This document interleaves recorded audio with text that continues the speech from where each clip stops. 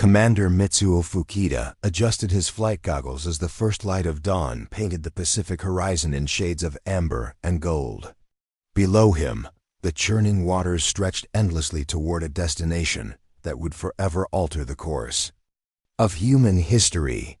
It was December 7th, 1941, and the Japanese strike force had traveled over 3,000 miles in complete radio silence, their mission cloaked in secrecy that would soon give way to thunderous revelation. Previous months had been filled with escalating tensions between Japan and the United States.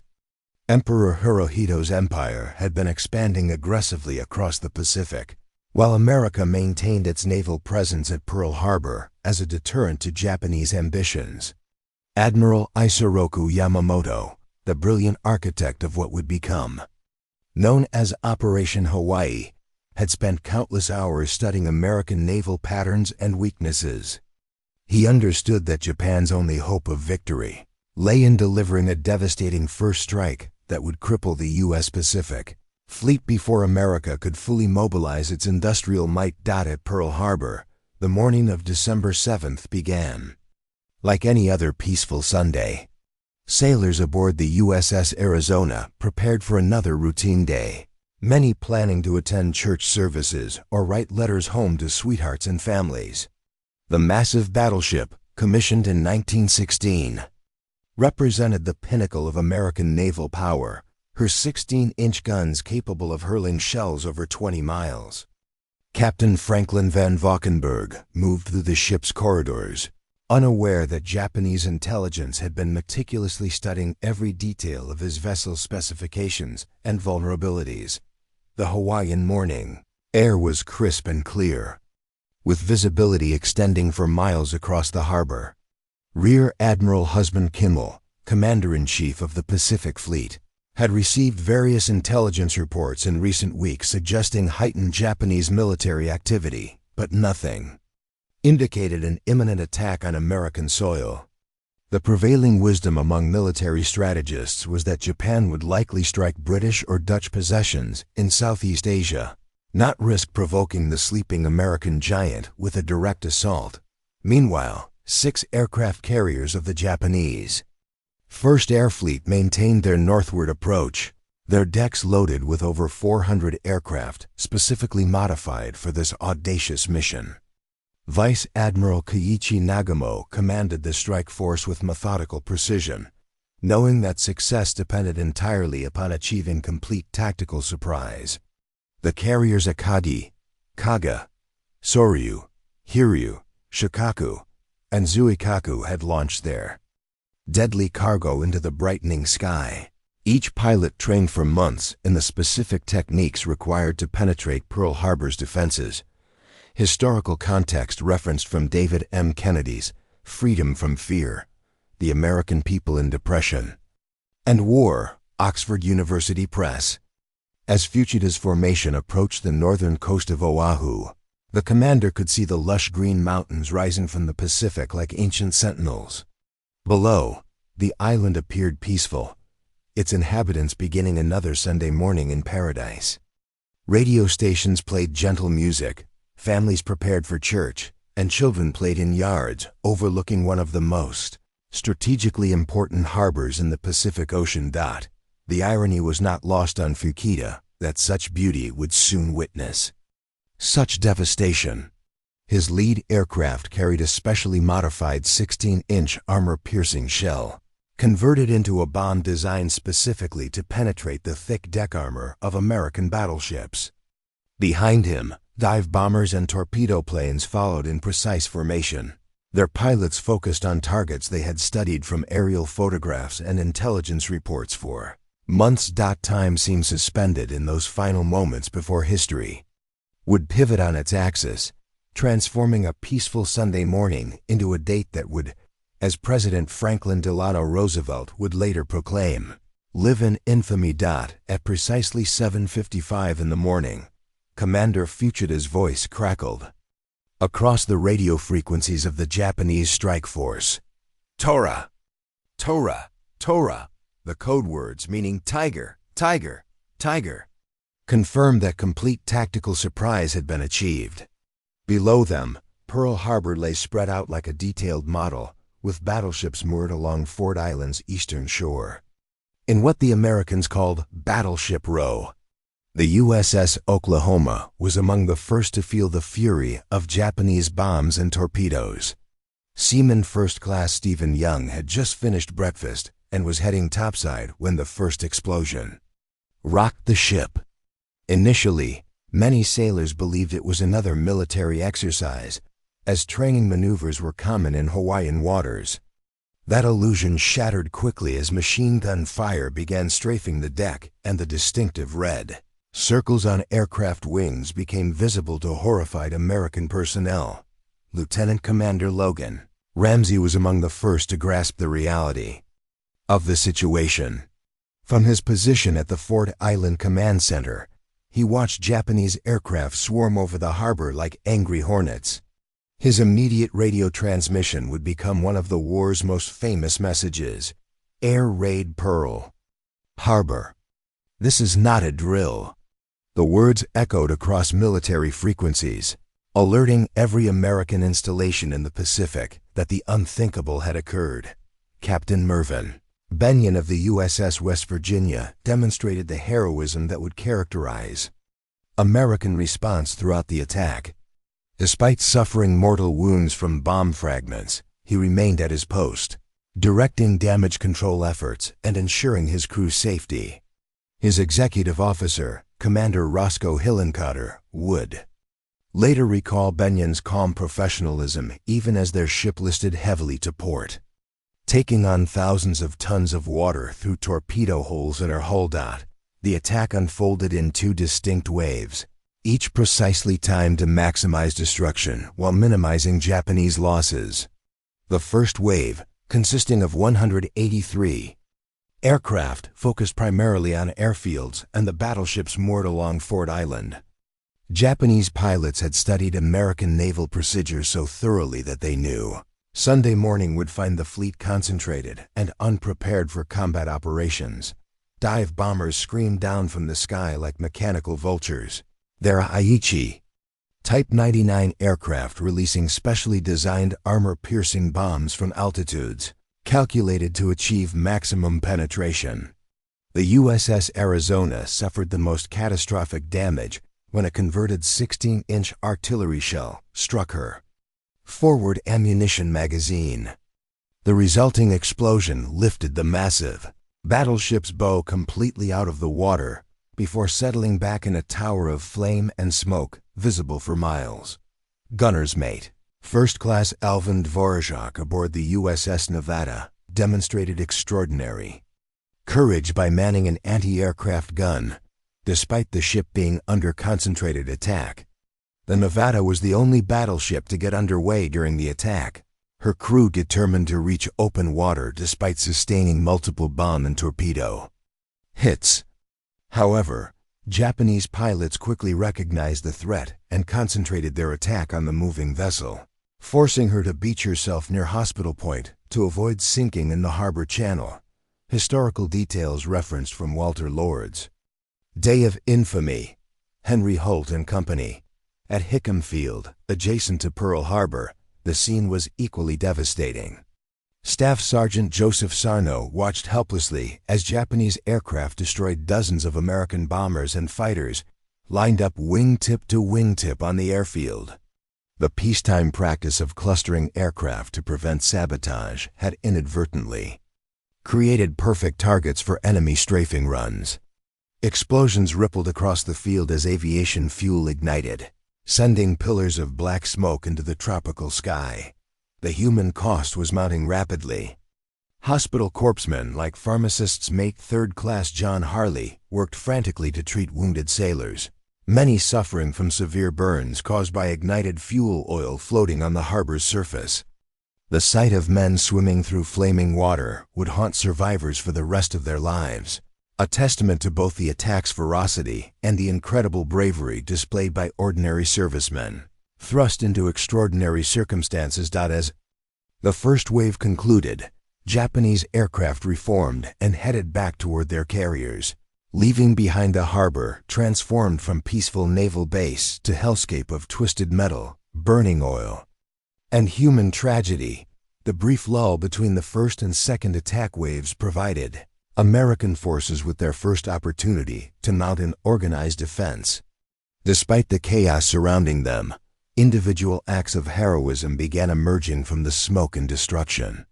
Chief Petty Officer John Finn, stationed at Naval Air Station, Caneo Bay, manned the machine gun for over 2 hours despite being wounded multiple times by enemy fire. His determination to keep fighting would later earn him the Medal of Honor, the first of many such decorations awarded for actions during the Pearl Harbor attack. At 9 o'clock in the morning, the second wave of Japanese aircraft appeared over Oahu, consisting of 170 dive bombers, fighters, and high-level bombers. Commander Shigekazu Shimazaki led this formation with orders to complete the destruction of any remaining military targets and prevent American forces from organizing an effective counterattack. However, the element of surprise was now gone, and American defenders were ready to exact their own toll on the attackers. Lieutenant Kenneth Taylor and 2nd Lieutenant George Welsh managed to reach their P-40 Warhawk fighters at Halewa Field, despite the airfield being under constant strafing attacks. Taking off into a sky filled with enemy aircraft required extraordinary courage, but both pilots were determined to strike back. Taylor would shoot down 2 Japanese aircraft before being forced to land with his plane riddled by enemy bullets. While Welch claimed 4 enemy kills during multiple sorties throughout the morning, the USS Arizona continued burning throughout. The second attack, her forward magazines having exploded with such violence that the blast was felt miles away. 19-year-old Seaman First Class Donald Stratton found himself trapped on the ship's burning superstructure, saved only when a sailor from the nearby USS Vestal threw him a line. Stratton's survival, despite suffering severe burns over 60% of his body, would make him one of the last living witnesses to the Arizona's destruction. Aboard the capsized USS Oklahoma, an entirely different drama was unfolding. As the massive battleship rolled over from multiple torpedo hits, hundreds of sailors found themselves trapped in air pockets within the inverted hull. Seaman First Class Stephen Hopkins spent the next 32 hours in complete darkness, listening to rescue crews cutting through the ship's bottom to reach survivors. His rescue, along with 31 other men, demonstrated that even in the midst of catastrophe, hope could survive. The harbor's oil-covered waters presented their own nightmare. Seaman Second Class Joseph George described swimming through burning fuel oil as like trying to escape from hell itself. Many sailors were rescued by small boats whose crews risked their own lives venturing into the flaming harbor. Chief Boatswain's Mate Joseph Henry led multiple rescue missions, pulling dozens of survivors from the water despite his boat being repeatedly strafed by Japanese fighters. Hospital Point became the focal point for treating hundreds of casualties. Lieutenant Ruth Erickson, one of the Navy nurses stationed at the base hospital, worked continuously for 3 days treating burn victims and wounded sailors. Her diary entries, later published, provided vivid accounts of the medical staff's heroic efforts to save lives amid overwhelming casualties. The hospital's blood bank was quickly exhausted, leading to emergency calls for civilian donations from Honolulu residents. Medical response details referenced from Emily Yellen's Our Mother's War, Free Press. Meanwhile, at Wheeler Field, the Army Air Force's primary fighter base on Oahu, 2nd Lieutenant Philip Rasmussen managed to get his damaged P-36 pea-shooter airborne despite the airfield being under constant attack.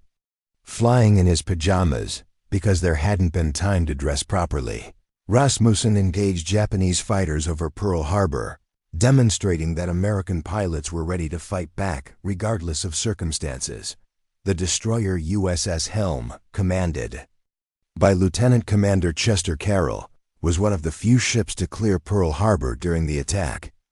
Despite being repeatedly targeted by Japanese aircraft, the Helm managed to reach open water and began depth charge attacks on what appeared to be enemy submarines lurking outside the harbor entrance. Her escape proved that not all American vessels were helpless victims of the surprise attack. As the second wave of Japanese aircraft completed their missions and turned back toward their carriers, Pearl Harbor lay shrouded in smoke from dozens of burning ships and installations. Yet amid the destruction, stories of incredible bravery and determination were already emerging, proving that while the attack had achieved tactical surprise, it had not broken the fighting spirit of America's military personnel. By 10 o'clock in the morning, the last Japanese aircraft had disappeared over the northern horizon, leaving behind a scene of devastation that would be seared into American memory forever. The attack had lasted less than 2 hours, but its impact would reverberate across the globe for years to come.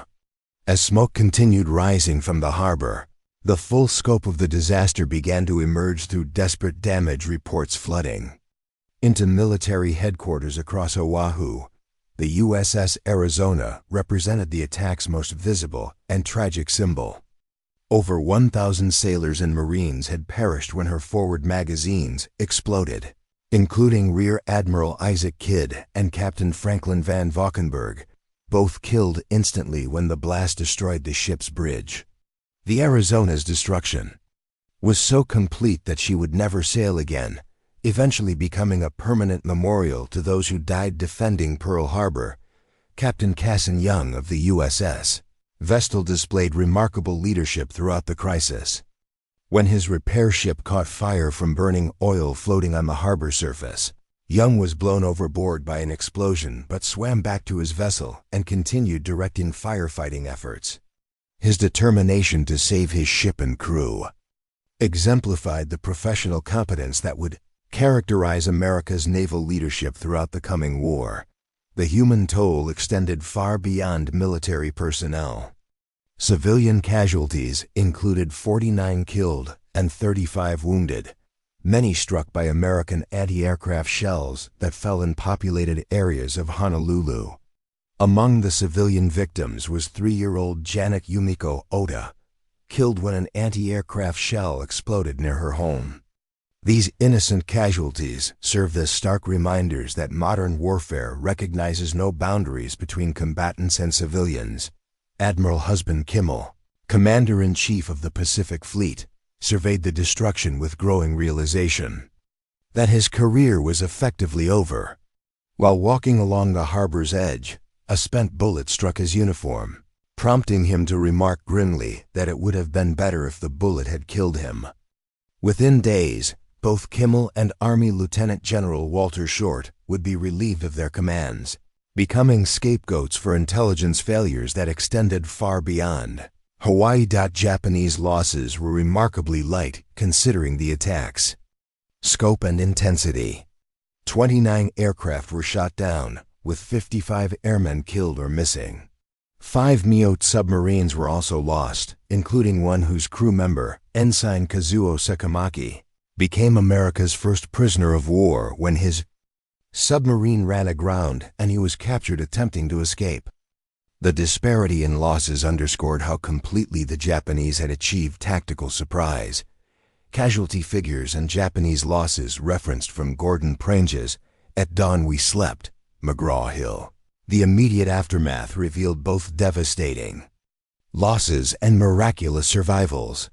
The USS Nevada, despite suffering extensive damage, remained afloat and would eventually return to service after extensive repairs.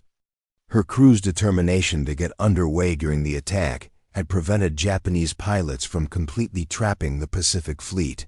As their plans had called for sinking a battleship in the harbor's narrow channel, communication systems had been severely disrupted, but enough remained functional to coordinate rescue operations and begin assessing the strategic situation. Captain Logan Ramsey worked frantically to establish contact with mainland military commands, knowing that Japanese invasion forces might already be approaching Hawaiian beaches.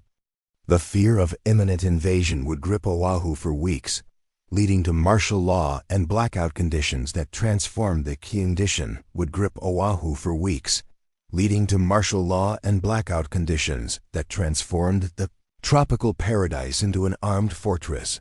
medical personnel performed miracles under impossible conditions. Lieutenant Commander Samuel Fuqua, the USS Arizona's damage control officer, organized rescue operations for survivors while the ship continued burning around him. Despite being wounded himself, Fuqua remained at his post until all possible survivors had been evacuated, earning him the Medal of Honor for his extraordinary leadership during the crisis. The psychological impact proved as significant as the physical destruction. Chief Petty Officer Henry Johnson, who survived the Oklahoma's capsizing, later described the attack as the moment America lost its innocence. The United States had entered the 20th century believing itself protected by two vast oceans, but Pearl Harbor demonstrated that modern warfare could reach anywhere on Earth with devastating swiftness. As afternoon shadows lengthened across the harbor, the full magnitude of December 7th's events began crystallizing in both military and civilian minds. America had suffered its greatest military defeat since the Civil War, but the attack had also awakened a sleeping giant whose industrial capacity and determination would ultimately prove decisive in the global struggle ahead. Word of the Pearl Harbor attack reached the American mainland through a mixture of official military channels and radio broadcasts that would forever change how Americans viewed their place in the world. President Franklin Delano Roosevelt was having lunch at the White House when Navy Secretary Frank Knox telephoned with the devastating news. The president's immediate response was typically understated, "No," followed by a long pause as the implications began settling over him like a heavy shroud. Across the continental United States, families gathered around radio sets as news bulletins interrupted regular Sunday programming. The Columbia Broadcasting System's bulletin at 2:26 in the afternoon Eastern Time brought the first widespread public awareness of the attack. The Japanese have attacked Pearl Harbor, Hawaii. By air, President Roosevelt has just announced. Within hours, the news had spread to every corner of America, transforming a peaceful Sunday afternoon into a national moment of shared shock and growing determination. In Washington, military and political leaders worked frantically to assess the strategic situation. General George Marshall, Army Chief of Staff, had been horseback riding when the attack occurred and rushed back to his office to coordinate the Army's response. Admiral Harold Stark, Chief of Naval Operations, faced the grim task of explaining to President Roosevelt how the Pacific Fleet had been caught so completely unprepared despite months of escalating tensions with Japan. The attack's timing proved particularly significant in shaping American public opinion.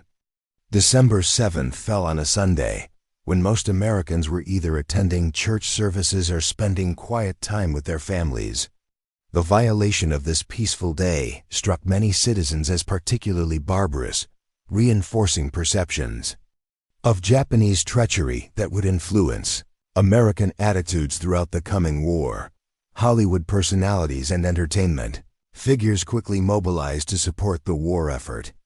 Clark Gable, already a major movie star, would eventually enlist as a private in the Army Air Forces despite being offered a commission.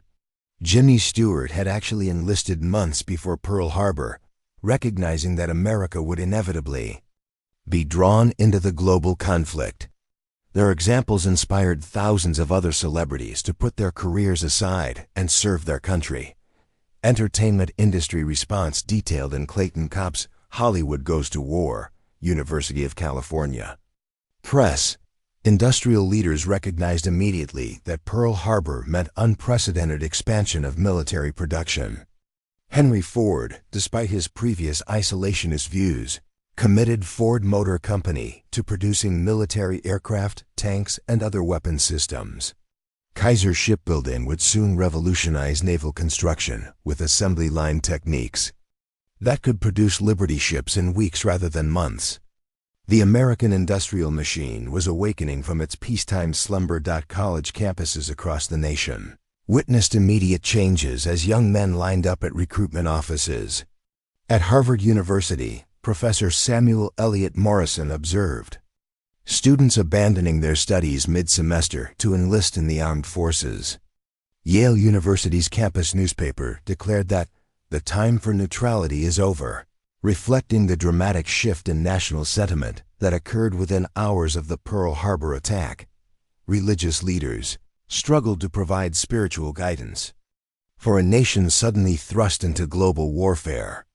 Reverend Peter Marshall, chaplain of the United States Senate, would later deliver sermons comparing America's situation to biblical accounts of righteous nations called to battle against evil. The attack had transformed what many Americans viewed as a European conflict into a moral crusade requiring total national commitment.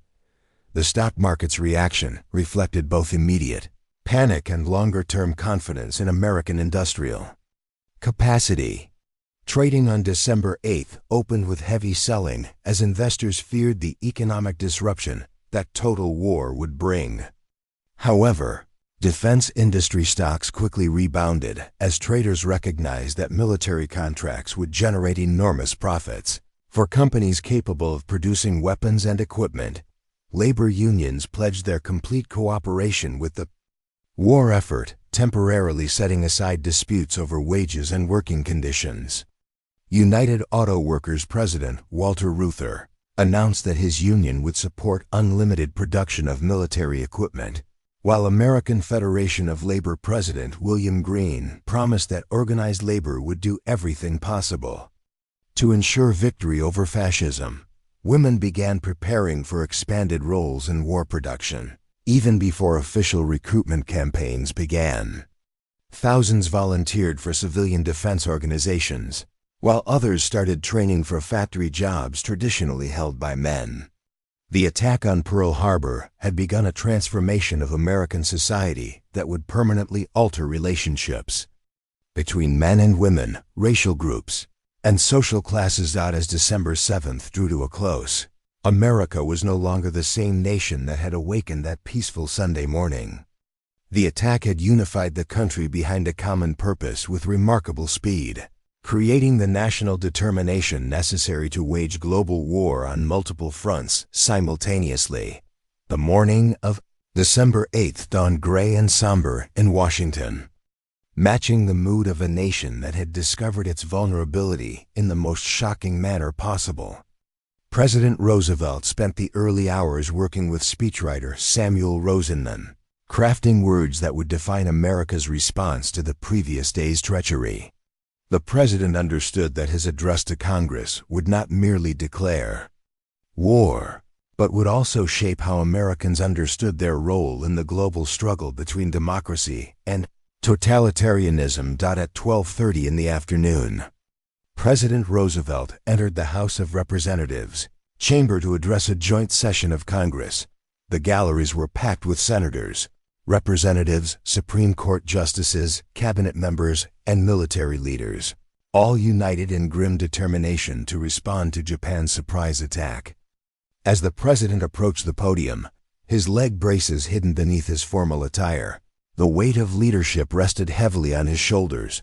Roosevelt's opening words would become among the most famous in American history. Yesterday, December 7th, 1941, a date which will live in infamy. The United States of America was suddenly and deliberately attacked by naval and air forces of the Empire of Japan. The phrase "date which will live in infamy" captured perfectly the sense of betrayal felt by millions of Americans who had believed their nation protected by vast ocean barriers. News of congressional action spread rapidly across the nation through radio broadcasts and newspaper extras. In Times Square, crowds gathered to hear the latest developments, while in small towns throughout America, families clustered around their radio sets listening to reports from the nation's capital. The mood was somber but determined, reflecting the gravity of the situation, but also confidence in America's ultimate victory. Industrial mobilization accelerated dramatically following the declaration of war. The War Production Board, established months earlier in anticipation of possible American involvement, now had unlimited authority to convert civilian manufacturing to military purposes. Automobile factories began retooling to produce tanks and aircraft engines, while textile mills shifted to manufacturing uniforms and parachutes. America's economic engine was gearing up for the greatest production effort in human history. Young men continued flooding recruitment offices across the nation, with many waiting in lines that stretched for blocks. The Selective Service System, which had been registering men for possible military service since 1940, now faced the task of processing millions of volunteers and draftees. Training camps that had been constructed over the previous year suddenly found themselves overwhelmed with recruits eager to serve their country. The psychological impact of Pearl Harbor extended far beyond American borders. In London, Prime Minister Winston Churchill felt enormous relief that America had finally entered the war as a full belligerent. Churchill understood that British survival depended on American industrial capacity and military might, and Pearl Harbor had guaranteed both. Would be committed to defeating the Axis powers. Germany and Italy's declarations of war on America 4 days later completed the global alignment that would determine the war's outcome. Women began volunteering for civilian defense organizations in unprecedented numbers, while others prepared for expanded roles in war production. The attack had demonstrated that the American homeland was vulnerable to enemy action, making civilian participation in defense efforts a matter of national survival rather than patriotic gesture. As December 8 concluded, America had completed its transformation from reluctant neutral to committed belligerent in less than 48 hours. The surprise attack that Japan hoped would cripple American resolve had instead awakened the sleeping giant that Admiral Yamamoto had feared, setting in motion the chain of events that would ultimately lead to Japan's complete defeat. The weeks following Pearl Harbor witnessed America's transformation from a peacetime democracy to the world's most formidable military-industrial power. The attack that Admiral Yamamoto had hoped would deliver a knockout blow instead became the catalyst for Japan's eventual destruction. By January of 1942, American factories were operating around the clock, producing weapons, ships, and aircraft at rates that seemed impossible just months earlier. Admiral Chester Nimitz arrived at Pearl Harbor on Christmas Day, 1941, to assume command of the Pacific Fleet amid the still visible wreckage of December 7th. His first priority was restoring both the fleet's combat capability and the morale of personnel who had witnessed their ships destroyed and their comrades killed in the surprise attack. Nimitz understood that victory in the Pacific would require not only rebuilding damaged vessels, but also developing new tactics and strategies suited to carrier-based warfare. The salvage operations at Pearl Harbor became symbols of American determination and ingenuity. The USS West Virginia, which had sunk in shallow water after taking multiple torpedo hits, was raised and completely rebuilt with modern equipment. The USS California underwent similar reconstruction, eventually returning to service as a more powerful warship than before the attack. Only the USS Arizona remained beyond salvage, her broken hull serving as a permanent tomb for over 1,000 sailors and Marines. Intelligence analysis of the Pearl Harbor attack revealed both Japanese strengths and critical weaknesses that American commanders would exploit throughout the Pacific War. Japanese pilots had demonstrated exceptional skill and training, but their failure to attack Pearl Harbor's fuel storage facilities and repair shops proved strategically decisive.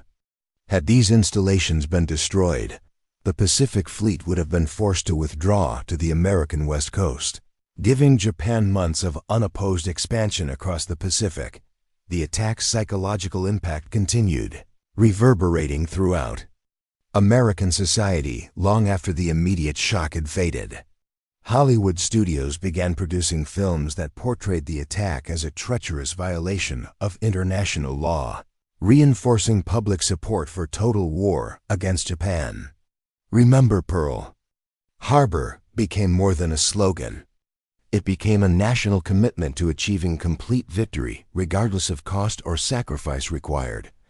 Cultural impact analysis referenced from John Dower's War Without Mercy, Pantheon books. By the first anniversary of Pearl Harbor, American industrial production had tripled, with shipyards launching new vessels faster than Japan could sink them. The Liberty Ship program alone produced over 2,700 cargo vessels, while aircraft factories delivered thousands of fighters and bombers to American forces fighting across the globe. The economic mobilization that began on December 7th ultimately proved more decisive than any military battle in determining the war's outcome. Individual survivors of the attack carried their memories throughout lives devoted to ensuring that such a surprise attack could never happen again. Donald Stratton, who survived the Arizona's destruction despite suffering severe burns, spent decades speaking to schools and civic groups about the importance of military preparedness. His testimony, along with that of other survivors, helped maintain public support for strong defense policies throughout the Cold War era. The strategic lessons of Pearl Harbor influenced American military planning for generations. The vulnerability of concentrated forces to surprise attack led to dispersed basing strategies, while the importance of intelligence gathering resulted in massive investments in reconnaissance and surveillance capabilities. The attack demonstrated that modern warfare could begin without warning, making constant vigilance a requirement for national survival. Admiral Yamamoto's prediction that Japan could only fight successfully for 6 months to a year proved remarkably accurate.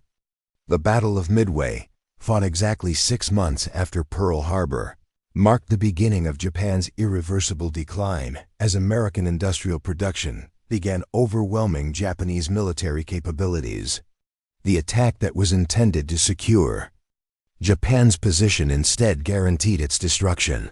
Pearl Harbor's legacy extended far beyond military and strategic considerations. The attack marked America's emergence as a global superpower committed to preventing future acts of aggression against democratic nations.